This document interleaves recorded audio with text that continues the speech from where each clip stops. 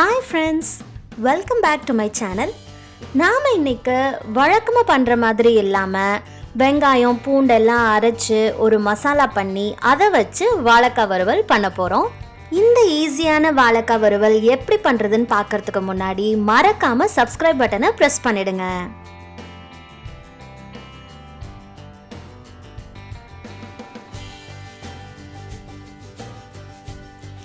First வாழைக்காயை தோல் சீவிட்டு இந்த மாதிரி ரவுண்ட் ரவுண்டாக மெல்லிசாக கட் பண்ணி வச்சுக்கோங்க.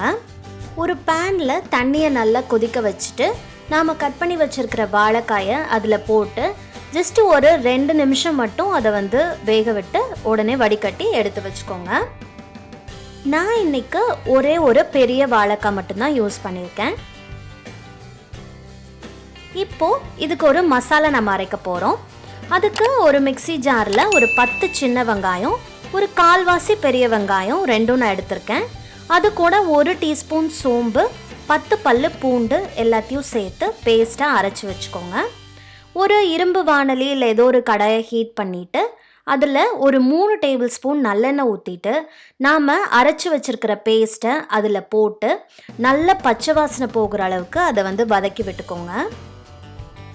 நீங்கள் சின்ன வெங்காயமே நிறைய வச்சுருந்தீங்கன்னா அதே கூட இன்னொரு 5 வெங்காயம் எக்ஸ்ட்ரா போட்டுக்கலாம். இல்லை சின்ன வெங்காயம் இல்லைன்னா ஒரு முழு பெரிய வெங்காயம் கூட போட்டுக்கலாம்.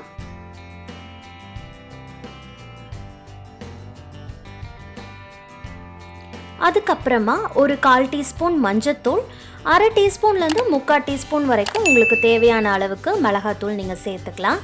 சேர்த்துட்டு அதை ஒரு தடவை நல்லா கலந்து விட்டுட்டு நாம் சுடுதண்ணியில் போட்டு வச்சுருக்கிற வாழைக்காயை அது கூட சேர்த்து நல்லா கலந்து விட்டுட்டு தேவையான அளவுக்கு உப்பு சேர்த்துட்டு திரும்பி ஒரு தடவை நல்லா மிக்ஸ் பண்ணிவிட்டு மூடி போட்டு ஒரு 5 நிமிஷம் மசாலா காய் எல்லாம் ஒன்றா சேர்ந்து வேக வச்சுட்டு அதுக்கப்புறமா ஓப்பன் பண்ணி நம்ம சுருளை கிளறி இறக்கிட்டோன்னா நமக்கு சூப்பரான வாழைக்காய் வறுவல் ரெடி ஆகிடும்.